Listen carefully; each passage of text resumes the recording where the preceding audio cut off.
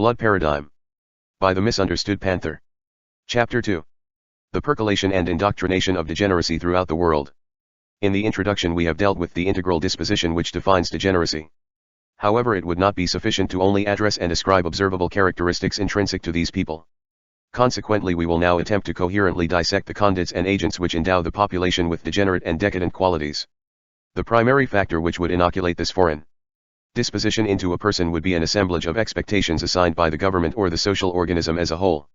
In a society in which there is an unwavering nature of degeneracy, someone or something who deviates from the model citizen would be concurred by the general population as an idiosyncrasy, and any attempt to introduce genuine tradition into the society would be unilaterally rejected by all.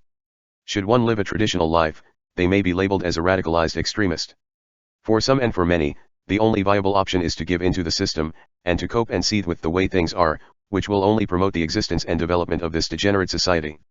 Those who actively deviate from the flow are often considered outsiders, and Socratic as a pejorative term, which is unencouraging for any man who questions the authority and state of his country to take domestic action and suggest reformation.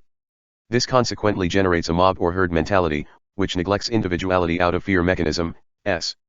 Several industries which operate on the basis of degeneracy would be the pornographic industry, the casino and gambling industries, and other industries of which the monetary gain is contingent on if the general population consumes and gets pleasure, not genuine joy, from the products.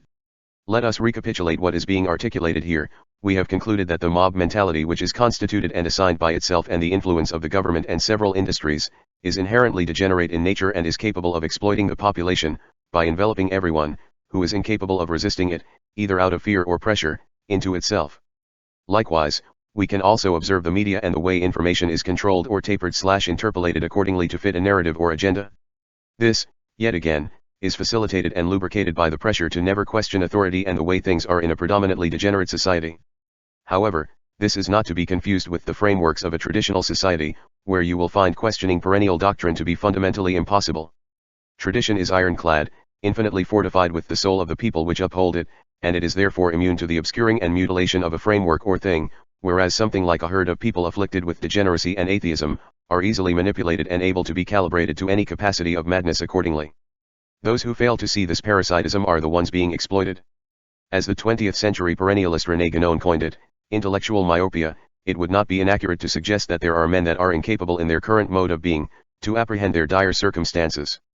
The internet also serves as an agent of indoctrination which can spread the contagion of degeneracy. Furthermore, it has effectively been one of the most substantial radicalizers, which can calibrate even the men who believe they are immune, to a degenerate mode of being.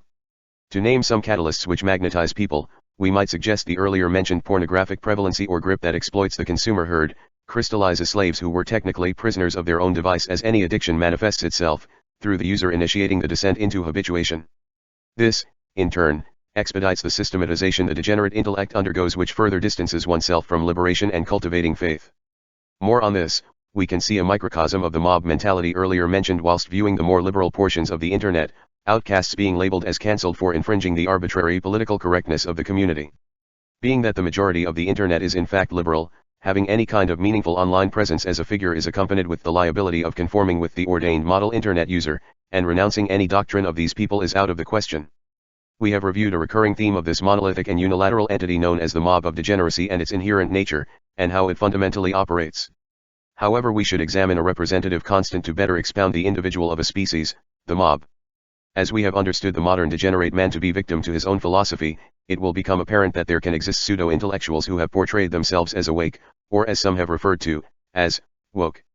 To digress more, a quintessential 21st century phenotype of this would be the practice of foreign pseudo-spiritual rites without any basis or motive, as mentioned earlier, except yet again being intimately connected with material pleasure and selfish greed, oftentimes in the complete absence of any kind of linkage to the original tradition.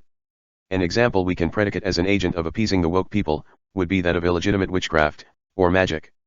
Oftentimes completely contrived with artifice or of no traditional practical value, this modern magic is often related to monetary gain and seduction, and has no theological or occult significance. Though it is not to say that the magic tradition is completely decimated, however, there has been a utilitarian attempt to quantify and abuse these practices.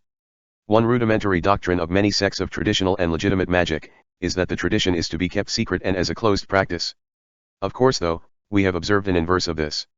We have assessed this example because not only is it utilitarian, but it propagates one of the fundamental traits of degeneracy mentioned earlier, that of greed and the never-ending enterprise of fulfilling material pleasure.